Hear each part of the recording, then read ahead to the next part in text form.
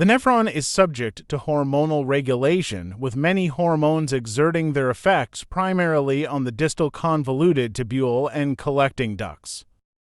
Antidiuretic hormone, or ADH, is released by the posterior pituitary in response to increased blood osmolarity and decreased blood volume.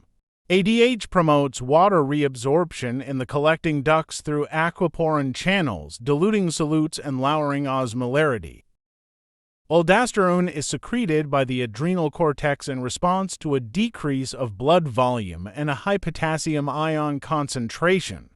Aldosterone acts on the distal convoluted tubule and collecting duct, enhancing sodium reabsorption and thus drawing water into the plasma through osmosis. Simultaneously, potassium and hydrogen ions will be exchanged into the filtrate, reducing the plasma's concentration of these ions.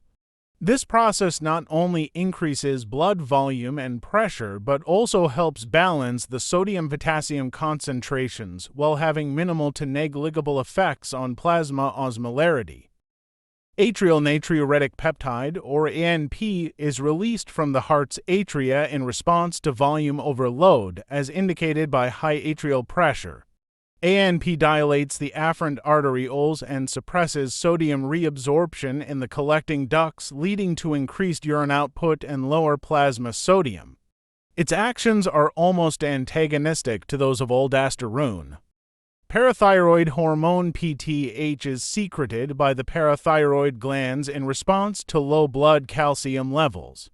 It increases calcium reabsorption in the distal tubule and decreases phosphate reabsorption in the proximal tubule, while also enhancing calcium absorption in the gut and stimulating bone resorption to elevate blood calcium. Conversely, calcitonin is released by the thyroid gland when blood calcium levels are high. It decreases calcium reabsorption in the nephron, reduces gut absorption of calcium, and promotes the deposition of calcium into bones, thereby lowering blood calcium levels.